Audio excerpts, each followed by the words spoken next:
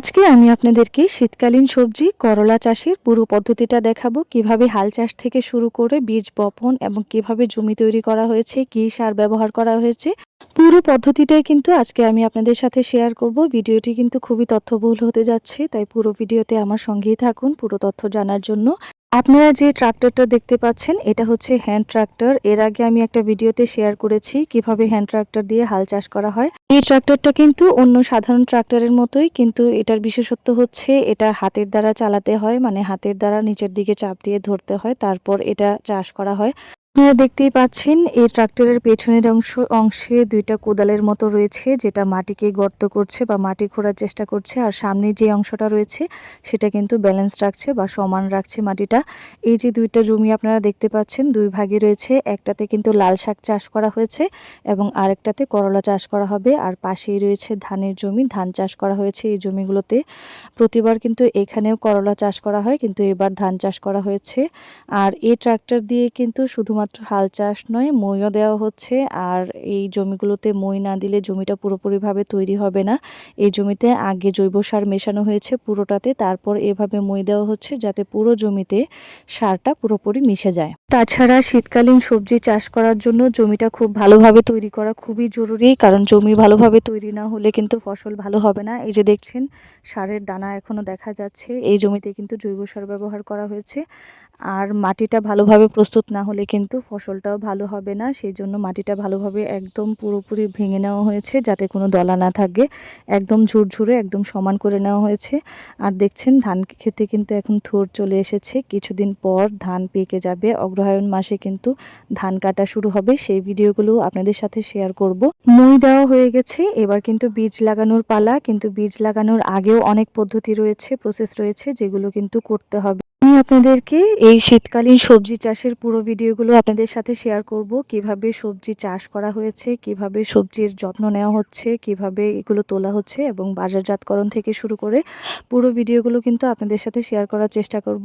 আপনারা দেখতে পাচ্ছেন যে জায়গাগুলোতে বীজ ফেলা হবে, মানে বীজ বোনা হবে, সেই জায়গাগুলোতে কিন্তু নির্ধারণ করা হয়েছে আলাদাভাবে, একদম নির্দিষ্ট দূরত্বে কিন্তু জায়গাগুলো নির্ধারণ করেছে প্রত্যেকটা জায়গা। আর প্রত্যেকটাতেই কিন্তু সার মেশানো হয়েছে, যেটা জৈব সার। আর এখানে কিন্তু বাড়িতে তৈরি করা সারও মেশানো হয়েছে, যেটা শুকনো গোবর, মানে গোবর পচিয়ে যে সারটা তৈরি হয় সেটা কিন্তু তারা এখানে ব্যবহার করেছে। এই সারটা কিন্তু যে কোনো ধরনের সবজি বা ফসল চাষের জন্য খুবই উপকারী। এখন প্রত্যেকটা জায়গায় যে সারটা মেশানো হয়েছে সেটা কিন্তু মাটির সাথে ভালোভাবে মেশাতে হবে, না হলে কিন্তু যদি দলা লেগে থাকে, মানে এক জায়গায় স্তূপ হয়ে থাকে সারগুলো, সেক্ষেত্রে বীজগুলো পচে যেতে পারে। সেই জন্য কিন্তু প্রত্যেকটা জায়গায় এভাবে মাটিগুলো ভালোভাবে মিশিয়ে নেবে, যাতে করে সারের সাথে মাটিটা ভালোভাবে মিশে যায় এবং কোনো ধরনের মাটির চাকা যেন না থাকে, মাটির দলা যেন না থাকে, ঝুরঝুরে হয় মাটিটা, সেভাবে কিন্তু তৈরি করা হচ্ছে মাটিটা। এভাবে করলে কিন্তু দেখবেন আপনাদের ফসলটা খুবই ভালো হবে। এই পদ্ধতিতে করলা চাষ করলে কিন্তু করলা চাষের একদম বাম্পার ফলন হয়, সেই জন্যই কিন্তু এভাবেই আপনারা করবেন যাতে খুব ভালো ফলন হয়। আর আপনারা যদি জানতে চান যে কি পরিমাণ সার ব্যবহার করা হয়েছে এই জমিগুলোতে এবং কি সার ব্যবহার করা হয়েছে, তাহলে অবশ্যই আপনারা কমেন্টে আমাকে জানাবেন, আমি উত্তর দেওয়ার চেষ্টা করব। এক এক করে সবগুলো স্তূপের মাটিগুলোই কিন্তু আমরা এভাবে ঝুরঝুরে করে নিয়েছি, যাতে করে কোনো দলা না থাকে এবং মাটিটা খুব ভালোভাবে প্রস্তুত হয়ে যায়। আর এভাবেই আপনারা করার চেষ্টা করবেন, তাহলে দেখবেন খুব ভালোভাবে কিন্তু আপনাদের ফলনটাও খুব ভালো হবে এবং চাষটাও খুব ভালোভাবে করতে পারবেন। আপনারা দেখতেই পাচ্ছেন পাশের সবগুলো কিন্তু একইভাবে আমরা করেছি। আর বীজ লাগানোর আগে দেখুন এই যে প্রত্যেকটা কিন্তু এভাবেই করা হয়েছে। আর এই যে এবার বীজ লাগানোর পালা, দেখতেই পাচ্ছেন বীজগুলো কিন্তু 24 ঘন্টা আগে আমরা ভিজিয়ে রেখেছিলাম, তারপর এই বীজগুলো বুনে দিচ্ছি। 24 ঘন্টা আগে ভেজানোর একটাই কারণ, যাতে বীজগুলো মিস না হয়, মানে প্রত্যেকটা বীজই যাতে ভালোভাবে ফুটে আসে, ফুটে ওঠে, গাছ বের হয়, সেই জন্য।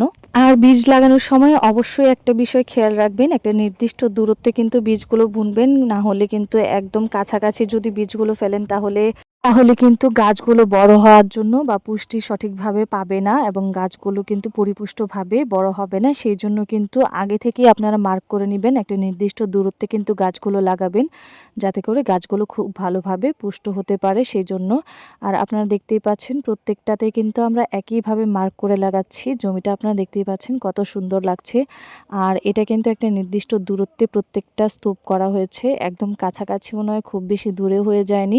এই ধরনের কৃষিভিত্তিক নিত্য নতুন ভিডিও পেতে চাইলে অবশ্যই আমার চ্যানেলটিকে সাবস্ক্রাইব করে পাশে থাকুন। আর আমার ভিডিওগুলো যাতে সবার আগে আপনার কাছে পৌঁছায় সেই জন্যই অবশ্যই কিন্তু বেল আইকনটিতে প্রেস করে রাখবেন।